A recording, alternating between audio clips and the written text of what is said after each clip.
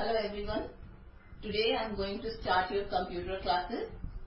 So today I am going to start third assignment, class 2, session 1, chapter 3, input and output devices. Today we learn about three topics: input devices, output devices and storage devices. Okay children?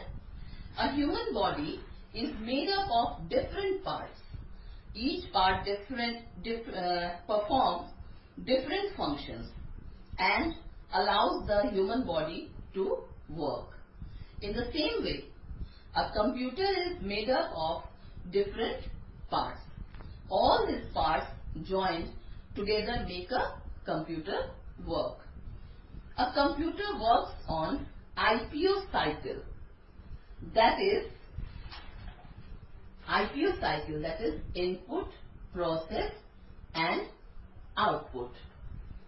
So, it takes the input in the form of data and instructions.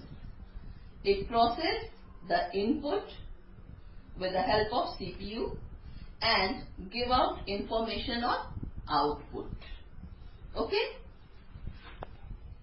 Do you know children, how does computer receive data?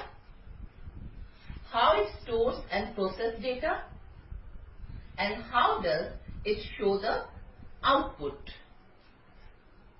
Now, these are some very basic questions, but the answer of these questions are very important for us to understand the complete working of computer. Let's understand the IPO cycle with the help of our body parts.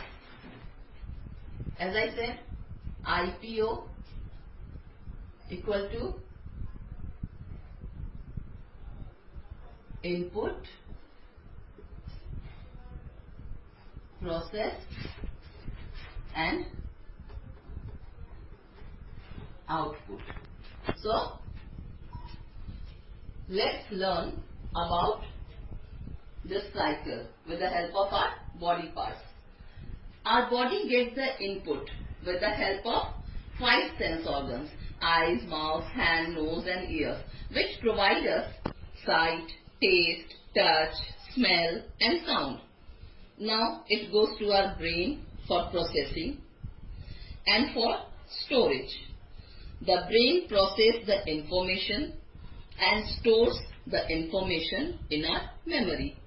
And then our mouth and hands act as an output device. The mouth give out words and the hands show actions. Let's learn about the different computer devices performing similar functions: input devices, output devices and storage devices. Children, do you know the input devices? The input devices used to input data or instructions into the computer are called input devices. For example, keyboard, mouse, microphone. Output devices. The devices used to show the output are called output devices. For example, monitor, printer, speakers and headphones. And the last, storage devices. The devices used to store data in the computer are called storage devices, like hard disk, CD, DVD, pen drive, etc. Now, we learn about input devices. The devices which are used to enter data into a computer are called input devices. Some of the common input devices are as follows: keyboard, mouse, microphone. So, keyboard. A keyboard has many buttons which are called keys. A keyboard can be joined to a computer CPU using a wire, but can also be wireless. So, we have two different types of keyboards available. One is a keyboard with a wire which can be connected to the CPU, and the other one is wireless keyboard. Okay. A keyboard is used for typing letters, words, numbers and special symbols. Okay. You will see this on the keyboard. You can see the letters on the keyboard. You can see the numbers on the keyboard and some special symbols as well, and we join the letters together to form word also. A standard keyboard has 104 keys. Now come to the mouse. See, a computer mouse has two buttons on it. You must have seen a mouse. It has two buttons on it, the left button and the right button.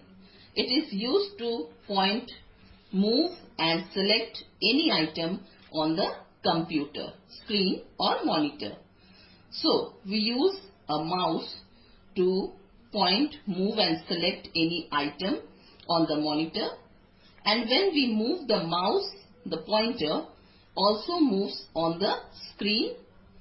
A mouse also helps us to draw pictures and play games.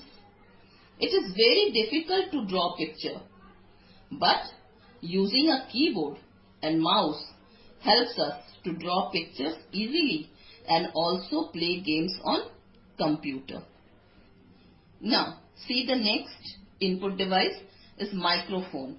A microphone is used to record our voice and different sounds into a computer. The way we use a keyboard to enter number, letters and the special symbols, and we use mouse to draw pictures and play games. Similarly, if we want to record any sound or voice into the computer, for that we will need a microphone. It also helps us to talk to our friends through internet. Hope you understand the input devices.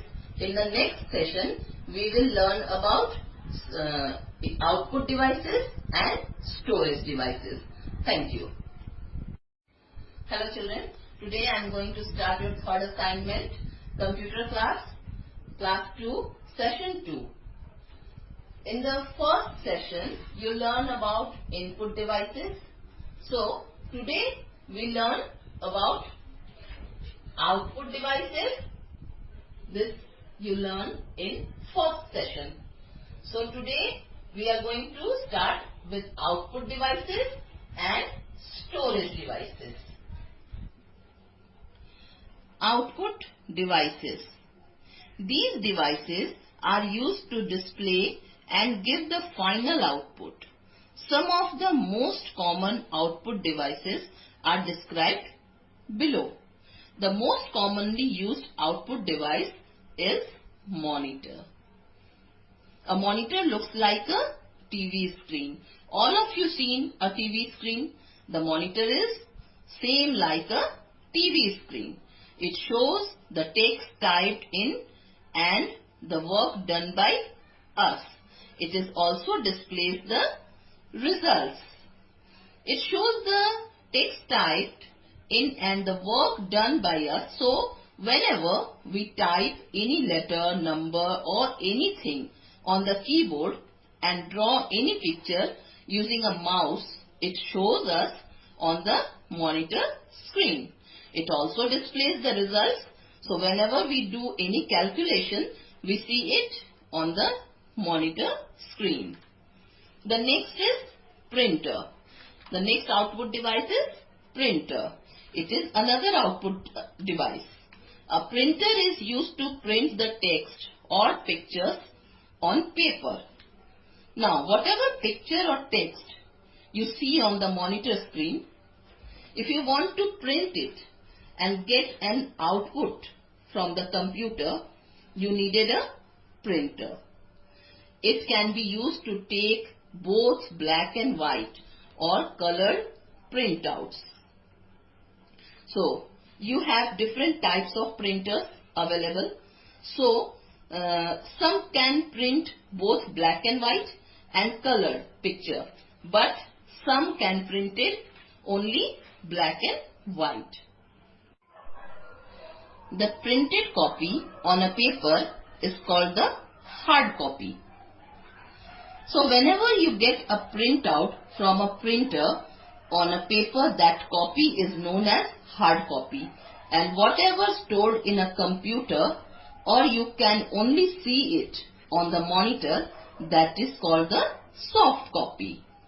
The commonly used printers are dot matrix, inkjet and laser. Now come to the speakers. The next output devices is speakers.